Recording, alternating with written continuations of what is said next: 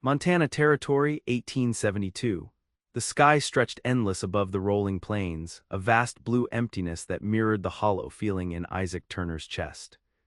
He sat tall in the saddle, the leather creaking beneath him as his dun gelding picked its way across the uneven ground. At 25, Isaac had already seen more of life's cruelty than most men twice his age. The late afternoon sun cast long shadows as he approached the small settlement of Riversbend. His keen eyes surveyed the collection of wooden structures with habitual wariness. 2 years riding as a ranch hand had taught him one irrefutable truth: the frontier was no place for sentimentality. Out here, a man survived by keeping his head down, his guns loaded, and his heart guarded. "Steady, Copper," he murmured to his horse as they approached the town's main street. The animal's ears flicked back at the sound of his voice, the only companion Isaac had allowed himself since leaving his family's failed homestead back in Kansas. Isaac's face, handsome despite the thin scar that traced his jawline, remained impassive as he studied the town. Clean-shaven save for a day's worth of stubble, he appeared younger than his years, though his eyes told a different story. Those who looked closely enough could see the hardness there, the distrust that had kept him alive. He needed supplies, a hot meal, and maybe a real bed for the night before continuing north to the cattle outfit that had promised work for the season. What he didn't need was trouble or, worse yet, connection. The latter had proven far more dangerous than any gunslinger or rustler he'd encountered. The main street bustled with the usual frontier activity, wagons loaded with goods, ranchers in town for supplies, and locals going about their business. Isaac dismounted outside the general store, tying Copper to the hitching post with practiced efficiency. As he stepped onto the boardwalk, the door to the store swung open and a young woman emerged, arms loaded with packages. She moved with such haste that their collision was inevitable. Isaac's quick reflexes allowed him to steady her before she toppled backward, his hands gripping her upper arms. "I beg your pardon, ma'am," he said, releasing her immediately once she regained her balance. She looked up at him, and Isaac felt something shift inside his chest, something he'd thought long buried.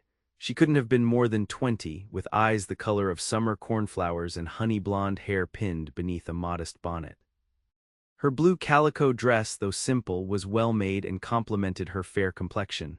"The fault is entirely mine," she replied, her voice carrying the slight lilt of an Eastern accent. "I wasn't watching where I was going." Isaac found himself unable to look away from her face. There was something captivating about her, not just her beauty, which was considerable, but a kind of quiet strength that radiated from within. "Allow me," he said, stooping to gather the packages that had fallen during their collision. "Thank you, Mr. Turner, Isaac Turner." "Charlotte Owens," she offered with a small smile that sparked something dangerously warm in Isaac's chest. "I appreciate your assistance, Mr. Turner." As he handed her the last package, their fingers brushed momentarily. Isaac withdrew his hand as if burned, the contact a stark reminder of why he kept to himself. Connections led to pain, that lesson had been carved into him alongside the scar on his jaw. "Happy to help, Miss Owens," he replied, tipping his hat. "Good day to you." He turned to enter the store, determinedly pushing aside the inexplicable pull he felt toward the young woman. He had supplies to purchase and miles to cover. There was no room in his life for distractions, especially those with cornflower eyes and gentle smiles. Inside the store, Isaac efficiently gathered his necessities: coffee, beans, hardtack, ammunition. The shopkeeper, a portly man with spectacles perched on his nose, made conversation as he tallied the purchases. "New to Riversbend, young man." "Just passing through," Isaac responded, counting out coins from his modest funds. "Shame, we could use more able-bodied men around here. The Blackwell gang's been causing trouble for ranchers in the area." Isaac's interest piqued despite himself. Blackwell gang. 3 brothers and their cohorts been rustling cattle and worse. The shopkeeper leaned forward. "Word is they're planning something big. The sheriff's offering good money for anyone willing to help patrol." "Not my concern," Isaac replied, though he filed the information away.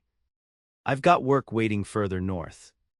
As he finished his transaction, the door opened again and Charlotte Owens re-entered, this time accompanied by an older woman who shared her fine features, her mother, Isaac presumed. Mrs. Owens, did you forget something? The shopkeeper asked. Just remembered we need more lamp oil, Mr. Peterson, the older woman replied before her gaze fell on Isaac. And who might this young man be? Before Isaac could speak, Charlotte interjected. This is Mr. Turner, Mother. He kindly helped me when I nearly toppled over with all our packages. Mrs. Owens surveyed Isaac with the shrewd assessment that only mothers seemed capable of. How fortunate. Are you new to our little community, Mr. Turner? Just passing through, ma'am, he repeated, uncomfortable under her scrutiny. What a pity. We're hosting a small gathering tomorrow evening to celebrate my husband's birthday. Perhaps you might attend as our guest. It's the least we can offer for your assistance to Charlotte. Isaac opened his mouth to refuse when the shopkeeper interrupted. The Owens family owns the largest ranch in the territory, Turner. Judge Owens is a man worth knowing if you plan to stay in these parts. Charlotte was watching him with those cornflower eyes, and Isaac found his carefully constructed resolve weakening. I appreciate the invitation, Mrs. Owens, but I'm expected at the Montgomery spread by the end of the week. Montgomery's place? Mrs. Owens exchanged a glance with her daughter. Why, that's barely half a day's ride. Surely you can spare one evening before continuing your journey. Trapped by politeness and something else he couldn't name, Isaac nodded. If you're certain I wouldn't be intruding. Nonsense, 8 o'clock tomorrow evening. Our ranch is 3 miles east of town, the white house with the red barn, you can't miss it. With that settled, the Owens women completed their purchase and departed, leaving Isaac wondering how he'd allowed himself to be maneuvered into a social obligation, precisely the kind of entanglement he avoided. Later that evening, as Isaac sat in the corner of the local saloon nursing a whiskey, he overheard conversations about the Owens family. Judge Thomas Owens was indeed influential, having brought law to the territory before transitioning to ranching. His spread, the Crescent O, employed over 20 men and was considered the most prosperous in the region. And his daughter Charlotte was apparently the belle of Riversbend, sought after by every eligible bachelor for 50 miles but, thus far, unattached. Isaac drained his glass, irritated by his interest in this information. Tomorrow he would make a brief appearance at the Owens gathering, fulfill the social obligation, and be on his way. The last thing he needed was to get involved with a judge's daughter or anyone else in this town. The frontier had taught him well, attachments were liabilities, and liabilities got men killed. The following evening, Isaac approached the Crescent O ranch with reluctance warring against an anticipation he refused to acknowledge. He'd spent the day restocking his supplies and gathering information about the trail north, steadfastly ignoring the persistent image of Charlotte Owens that kept intruding on his thoughts. The ranch house was impressive, 2 stories of solid construction with a wide veranda encircling the ground floor. Lanterns cast a warm glow over the yard where carriages and horses indicated a substantial gathering. Isaac had donned his one decent shirt and brushed his dark hair into some semblance of order, but he still felt conspicuously out of place as he approached. A ranch hand took charge of copper, and Isaac found himself directed inside to a large parlor filled with the territory's most prominent citizens. Judge Owens, a tall man with silver-streaked dark hair and a commanding presence, greeted him at the door. Ah, Mr. Turner, Charlotte mentioned our rescuer would be joining us. Welcome to the Crescent O. Isaac shook the offered hand, noting the strength in the older man's grip. Happy birthday, sir. Thank you for the invitation. Any friend of my daughter's is welcome here, Judge Owens replied, gesturing toward the gathering. Please help yourself to refreshments. I believe Charlotte is around here somewhere. Isaac nodded and moved deeper into the room, accepting a glass of punch from a passing servant. He surveyed the crowd, recognizing a few faces from town but feeling utterly disconnected from the easy camaraderie around him. This was why he avoided such gatherings, they only served to emphasize his outsider status. You came, Charlotte's voice behind him sent a jolt through Isaac's chest. He turned to find her dressed in a gown of deep green that accentuated her slender figure and made her eyes appear even more vivid. Her blonde hair was arranged in an elegant twist with a few curls framing her face. I said I would, he replied, finding it difficult to look away from her. Charlotte smiled, the expression transforming her already lovely features. Most men who say they would when my mother extends invitations find convenient excuses. I'm pleasantly surprised by your honesty, Mr. Turner. Isaac, he corrected, surprising himself. If we're to be friends. Are we to be friends then? She asked, a hint of challenge in her voice. Before he could respond, a young man approached, claiming Charlotte's attention. Isaac recognized the banker's son from town, who looked at Charlotte with undisguised adoration and at Isaac with thinly veiled suspicion. Miss Owens, your father mentioned you'd promised me the first dance, the young man said, pointedly ignoring Isaac. Charlotte's smile dimmed slightly. Did he? How forgetful of me. She turned back to Isaac. Please excuse me, but I hope we might continue our conversation later. As she was led away toward where musicians were setting up in the adjacent room, Isaac felt an irrational surge of disappointment. He reminded himself sternly that this was for the best. He'd make an appearance, pay his respects, and leave without entanglements. However, fate had other plans. As the evening progressed, Isaac found himself repeatedly in Charlotte's company. She sought him out between dances, introducing him to various guests and drawing him into conversations where his knowledge of cattle and horseflesh earned him respect from the local ranchers.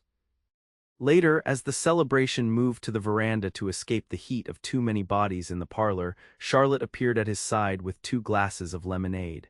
You've been hiding in the shadows all evening, she observed, handing him one of the glasses.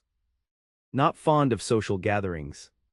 Isaac accepted the drink. Not particularly. I prefer open spaces and fewer people. A true cowboy, she said with a small smile. What brings you to Montana territory, Isaac? You're not from these parts. Work, he replied simply. I go where the cattle are. Charlotte studied him, her gaze more perceptive than he found comfortable. There's more to it than that, I think, but I won't pry. She leaned against the veranda railing. Have you always been a cowboy? Isaac hesitated before answering. Something about Charlotte made him want to share truths he usually kept buried. My family had a homestead in Kansas. It failed during the drought of '67. My parents died of fever the following winter. The words came out more easily than he expected. I've been on my own since then, doing what I know, working cattle. Charlotte's expression softened with genuine sympathy but without the pity he despised. I'm sorry for your loss, that explains why you seem so self-contained. What about you? Isaac asked, eager to shift attention away from his past. Have you always lived here? Since I was 14, Father was appointed territorial judge and we moved from Philadelphia. Her gaze drifted over the ranch land, visible in the moonlight. I hated it at first, the isolation, the hardship, but now I can't imagine being anywhere else. The frontier changes you. Not always for the better, Isaac murmured. Charlotte turned to him, her eyes searching his face. That depends on what you allow it to teach you, doesn't it? Before Isaac could respond, a commotion from the front yard drew their attention. Raised voices and the sound of horses arriving at speed broke the evening's tranquility. Charlotte's father appeared in the doorway, his expression grave. Charlotte, inside please, Mr. Turner, we could use another capable man. Isaac handed his glass to Charlotte and followed the judge. In the yard, several ranch hands surrounded a rider whose horse was lathered with sweat from hard riding. They hit the Pearson place, the rider was saying, his voice tight with urgency. Burned the barn, rustled half their herd. Old man Pearson's been shot. Judge Owens' face hardened. Blackwell gang. The rider nodded. 3 of them wore bandanas, but Jenkins recognized Eli Blackwell by his horse. How bad is Pearson hurt? Someone asked. Bad enough, the doc's with him now, but they're asking for help tracking the gang. They headed north with the cattle. The judge turned to the gathered men. I'm calling for volunteers. These outlaws have terrorized our community long enough. Several men stepped forward immediately. Isaac found himself conflicted. This wasn't his fight, and getting involved would delay his journey north. Yet the thought of riding away while these people faced danger sat uneasily with him. His indecision was interrupted by Charlotte, who had disregarded her father's instruction to remain inside. She stood on the veranda steps, her face pale in the lamplight. The Pearsons have a little girl, she said, her voice carrying clearly. Sarah, she's only 8. Her eyes found Isaac's, and in that moment his decision was made. Perhaps it was foolish, perhaps it contradicted everything he believed about survival on the frontier, but he stepped forward to join the volunteers. "I'll ride with you," he said, meeting Judge Owens' approving gaze. Within minutes, the social gathering had transformed into a council of war. The women prepared provisions while the men collected weapons and discussed strategy. Isaac found himself included in the inner circle with the judge and his foreman, his experience riding the Kansas border during more lawless days valued as they planned their approach. As he prepared to leave with the posse, Charlotte appeared at his side, a rifle in her hands. "Take this," she said, offering him the weapon. "It's more accurate than most. Father gave it to me for my 20th birthday last year." Isaac accepted the rifle, noting its quality. "You know how to use this." A hint of pride crossed her features. "I can outshoot most of the hands on this ranch. I'd be riding with you if Father would allow it." "I'm glad he doesn't," Isaac replied before he could stop himself. The thought of Charlotte in danger made his chest tighten unexpectedly. She studied him for a moment, then reached into her pocket and withdrew a small envelope. "I want you to carry this," she said, pressing it into his free hand. "What is it?"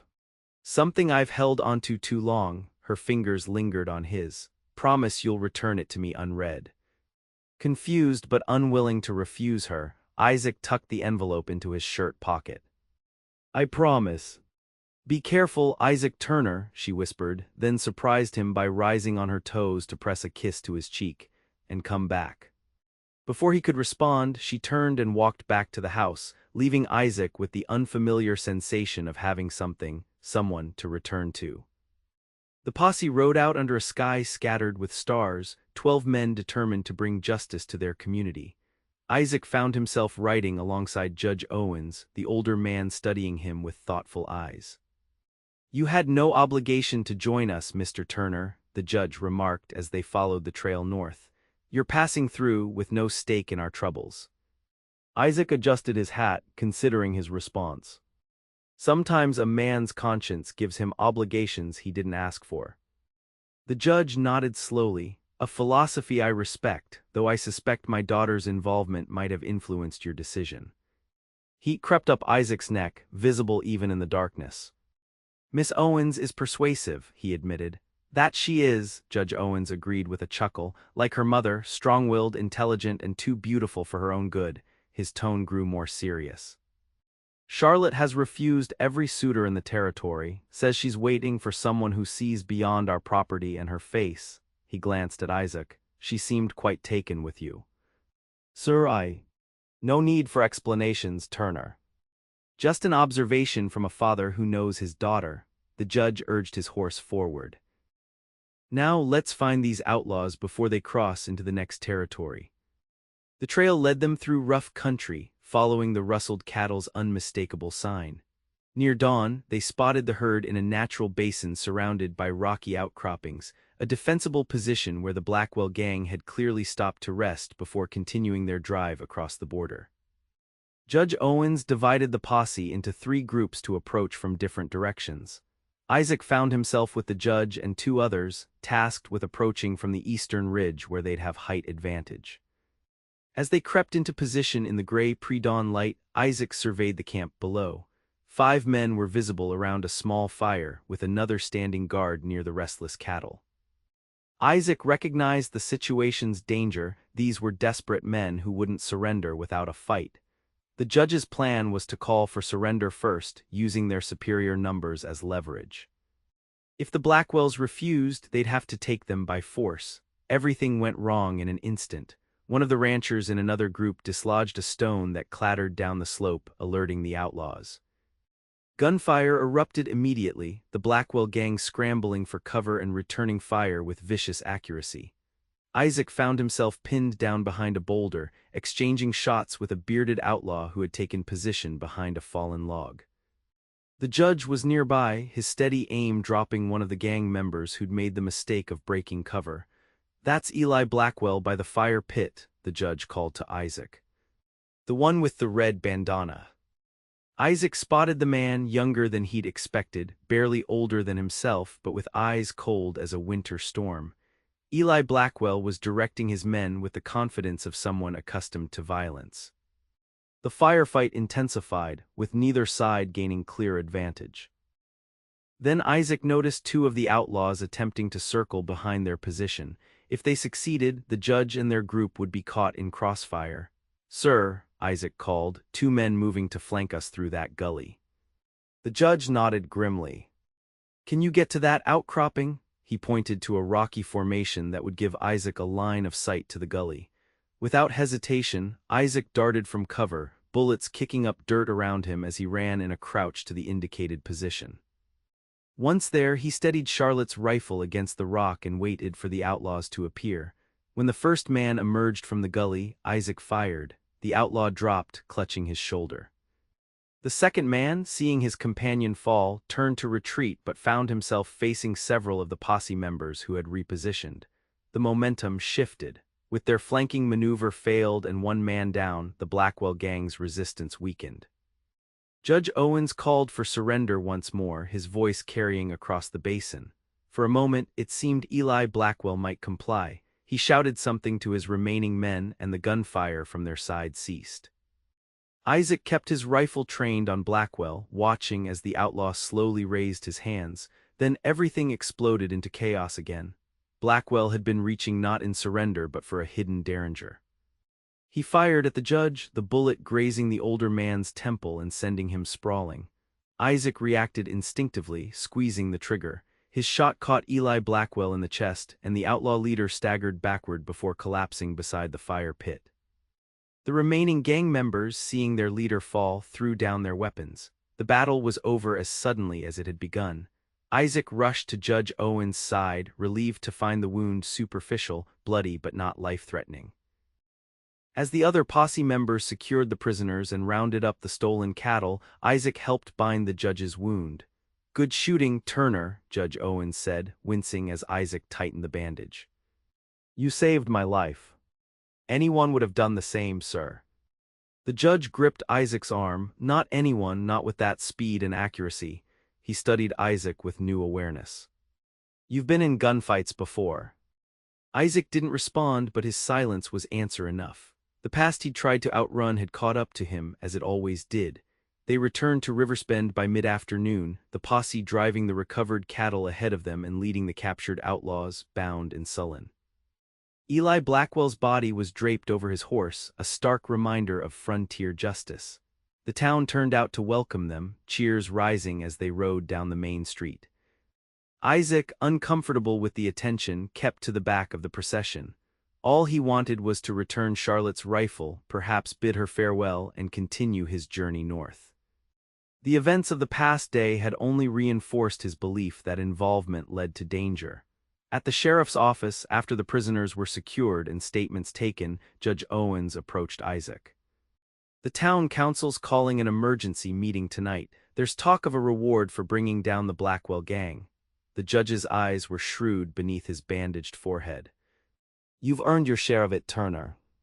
"I don't want a reward," Isaac replied. "I did what needed doing." Nevertheless, Judge Owens extended his hand. "I owe you my life. The Crescent O will always welcome you." Isaac shook the offered hand, then hesitated. "Sir, about your daughter." "Yes. I should return her rifle and say goodbye. I'll be moving on tomorrow." The judge raised an eyebrow. "Will you now?" "That seems a hasty departure for a man who's just helped rid the territory of its worst outlaws. The Montgomery spread will still need hands next week." Before Isaac could respond, a commotion outside drew their attention. Charlotte was there, dismounting from a horse she'd clearly ridden hard from the ranch. Her eyes scanned the crowd frantically until they found Isaac. The relief on her face was unmistakable. "I'll leave you to your goodbyes then," Judge Owens said with a knowing smile before walking away. Charlotte pushed through the crowd, heedless of propriety, and stopped before Isaac. Her eyes took in his dust-covered form, searching for injuries. "You're unharmed," she said, her voice catching. "Your father took a graze to the temple, but he'll be fine," Isaac assured her. "I know, I saw him first." Her gaze held Isaac steadily. "I was asking about you." The simple statement wrapped around Isaac's heart like a warm blanket. How long had it been since someone had worried specifically for his safety? "I'm fine," he said softly. Your rifle served me well, he offered it back to her. Charlotte accepted the weapon, then looked at him expectantly. And the other thing I gave you. Isaac reached into his shirt pocket and withdrew the envelope, slightly crumpled but still sealed. Unread, as promised. She took it, her fingers brushing his. Thank you. Instead of putting it away, she stared at the envelope for a long moment, then made a decision. Perhaps it's time I read it myself. Before Isaac could question her, she broke the seal and unfolded a single sheet of paper. Her eyes scanned the contents, a series of emotions crossing her face: determination, vulnerability, and finally, a kind of quiet resolve. What is it? Isaac asked, curiosity overcoming propriety. Charlotte met his gaze, her cheeks flushed. A letter I wrote nearly a year ago after a dream that felt more like a premonition. I described a stranger who would come to Riversbend, a man with shadows behind him but light within. A man who would help save our community. She hesitated, a man I was meant to know. Isaac felt his carefully constructed walls wavering. Charlotte. You're leaving, aren't you? She interrupted, her perception cutting through his defenses. Running again because that's what you've always done when something threatens to hold you in place. Her accuracy struck him like a physical blow. You don't know me, he protested weakly. Don't I? Charlotte held up the letter. I described you, Isaac, your eyes, the scar on your jaw, even the way you stand alert as if the world might attack at any moment. She took a step closer. I've carried this letter for months, afraid to open it, afraid to acknowledge what it might mean. Then you appeared exactly as I'd written. Isaac shook his head, unsettled by her words. Coincidence. Is it? Charlotte challenged. Or is it possible that some things are meant to be, even on the frontier? That two souls might recognize each other, even in passing. The idea both frightened and enticed him. Isaac had spent years believing the frontier was no place for such notions, that survival required solitude and detachment. Yet standing before Charlotte, he found himself questioning everything. I'm still leaving, he said, though the words lacked conviction. Charlotte studied him for a long moment, then nodded. I won't try to stop you. But before you go, have dinner with my family tonight. Let us properly thank the man who helped bring justice to Riversbend. One more night, one more chance to be in her presence before returning to the loneliness of the trail. Isaac found himself nodding agreement. Until tonight, then, Charlotte said, her smile like sunrise after the longest night. As she walked away, Isaac realized he was standing at a crossroads more significant than any trail junction he'd encountered in his years of wandering. For the first time, the path forward wasn't clear, and the uncertainty was both terrifying and exhilarating. The dinner at the Crescent O that evening was intimate compared to the previous night's celebration, just the judge, his wife, Charlotte, and Isaac. The conversation flowed easily, with Judge Owens recounting the confrontation with the Blackwell gang, diplomatically emphasizing Isaac's role in their success. Turner here has the makings of a lawman, the judge concluded, raising his glass. Quick thinking, steady aim, and the judgment to know when to shoot and when to hold fire. Isaac shifted uncomfortably under the praise. I'm just a cowhand, sir. A cowhand who handled himself like a veteran in a gunfight, the judge countered. Sheriff Miller mentioned he could use a deputy with your skills. The position comes with a house in town. Isaac glanced at Charlotte, who was watching him intently. I appreciate the suggestion, sir, but I've never stayed in one place long enough to put down roots. Perhaps you've never had sufficient reason to stay, Mrs. Owens observed with the same perceptiveness her daughter possessed. After dinner, Charlotte suggested a walk around the ranch yard to enjoy the evening air. Isaac, increasingly aware that tomorrow would bring departure, readily agreed. They strolled in companionable silence until reaching a garden arbor where climbing roses, not yet in bloom, created a sense of privacy. You're still determined to leave, Charlotte said, not a question but a statement of fact. Isaac leaned against the arbor's wooden frame. It's what I do, Charlotte. I move on. I don't belong anywhere. Because you don't allow yourself to belong, she challenged. You're afraid. He bristled at the accusation. I've faced down outlaws and stampeding cattle. I'm not afraid. Of bullets and horns, no. Charlotte stepped closer, her eyes reflecting the emerging stars above. But of this, she placed her hand over his heart.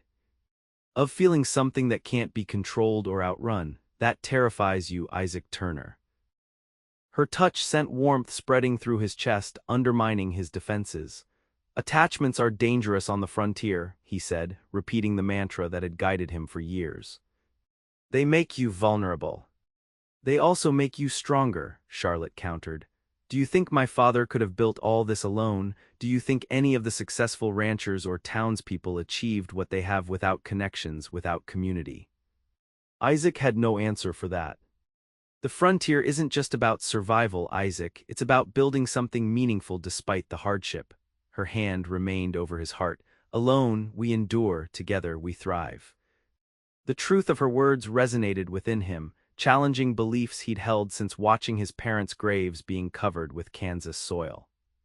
The frontier had taught him to be self-reliant to the point of isolation, but Charlotte offered a different lesson, one of interdependence and shared strength. I don't know how to stay, he admitted, vulnerability seeping into his voice. I don't know how to be part of something. Charlotte's smile was gentle. You already are, you chose to ride with the posse, you chose to risk your life for people you barely knew. That's the first step. Slowly, hesitantly, Isaac raised his hand to cover hers where it rested against his chest. The simple contact felt more significant than any intimacy he'd known before. And if I tried to stay, he asked, the question carrying more weight than its simple words suggested. Then you might discover what you've been searching for all these years, Charlotte replied. A place where you're not just passing through, but truly present. The moonlight caught in her honey-blonde hair, and Isaac found himself leaning forward, drawn by a force stronger than his will to remain detached.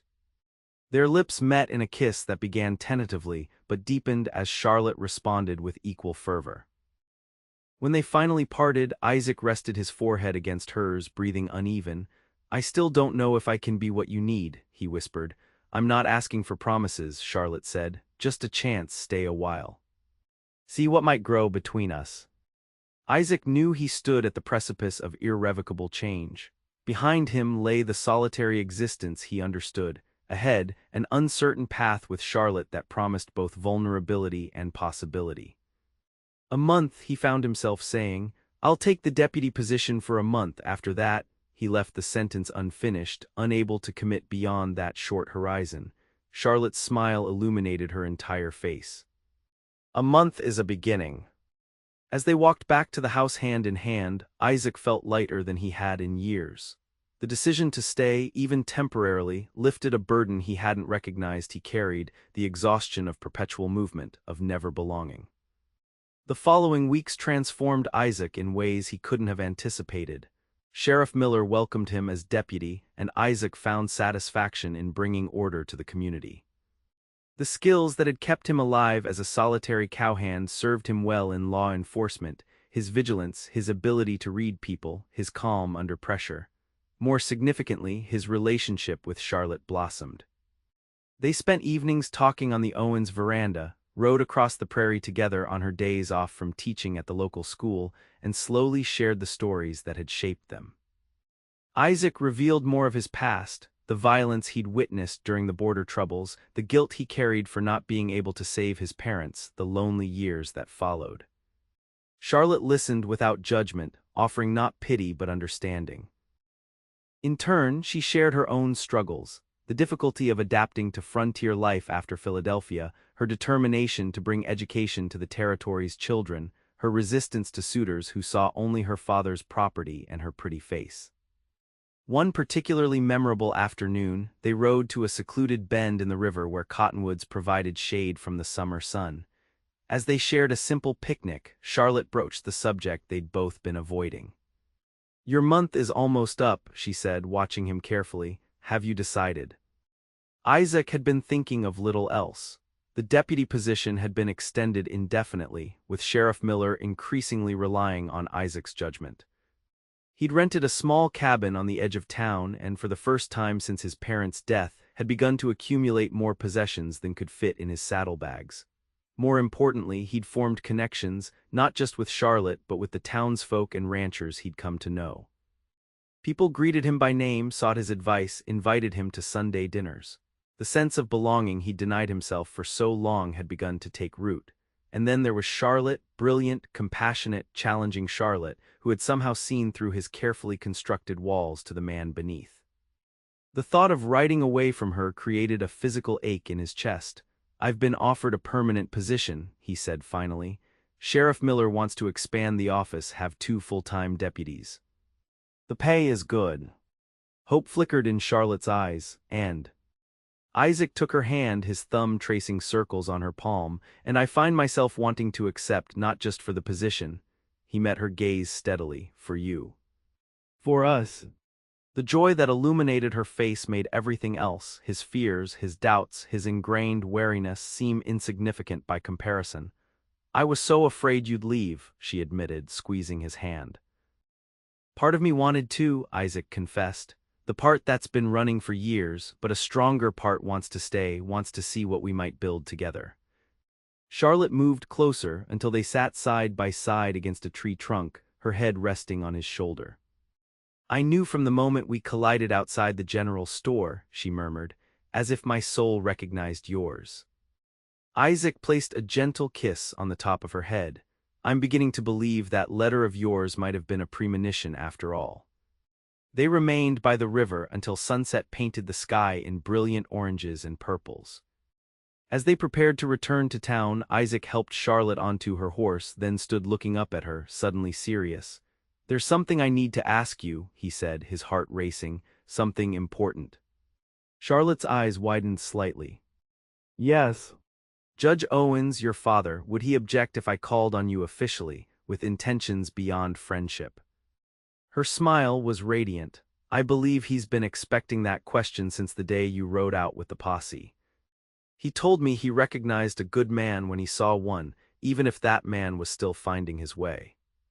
Relief and happiness surged through Isaac. He mounted his horse and they rode back toward Riversbend side by side, the future spreading before them like the vast Montana sky, full of promise and possibility. 3 months later, on a crisp autumn day with leaves turning gold and red on the cottonwoods, Isaac Turner and Charlotte Owens were married in the white-steepled church of Riversbend. The entire community turned out for the celebration, the church overflowing with well-wishers. Charlotte was radiant in a gown of ivory satin, her honey-blonde hair adorned with tiny white flowers. Isaac, in a new black suit, waited at the altar with a mixture of nervousness and absolute certainty. As Judge Owens walked his daughter down the aisle, Isaac felt a profound shift within himself, the final transformation from drifter to man with roots, from solitary survivor to half of a partnership. During the exchange of vows, Charlotte surprised him by producing a familiar envelope, the letter she had never opened until after their first meeting. "I make these promises," she said, her voice clear in the hushed church, "knowing that they were written in my heart long before we met." She placed the letter in his hands. "This belongs to you now, as I do." Isaac tucked the letter carefully into his jacket pocket, close to his heart, before completing his vows.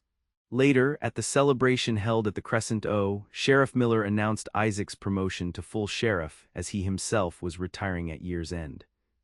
The townsfolk cheered the news, and Judge Owens raised a toast to the future of Riversbend under Sheriff Turner's protection. As twilight fell and lanterns were lit around the ranch yard, Isaac led Charlotte in their first dance as husband and wife. The music played softly and friends and family watched with approval as they moved together in perfect harmony. "Are you happy, Sheriff Turner?" Charlotte asked, her blue eyes gazing up at him. Isaac drew her closer. "Happier than I believed possible, Mrs. Turner." "No regrets about putting down roots?" she teased gently. He shook his head. "The only regret I have is all the time I spent running from what I really needed." As the stars appeared overhead, Isaac reflected on the journey that had brought him to this moment. He had come to Montana territory believing the frontier was no place for attachments, that survival meant remaining detached and alone. Charlotte had shown him a deeper truth. That the real frontier wasn't the land but the heart, and the greatest courage wasn't found in facing danger alone, but in daring to build something lasting amidst life's uncertainty. The letter she had carried and never opened had somehow brought them together, a reminder that some connections transcend understanding. Now it rested next to his heart, a testament to the woman who had seen him before they'd ever met, who had recognized the person he could become when he allowed himself to belong. In the years that followed, as they built their life together in Riversbend, Isaac serving as sheriff and Charlotte expanding the school, eventually welcoming children of their own, the letter remained a cherished symbol of their beginning. On quiet evenings, they would sometimes read it together, marveling at the accuracy of Charlotte's premonition and the twist of fate that had brought a lonely cowboy to the woman who had already been waiting for him, holding a letter she had never opened until the moment their souls recognized each other.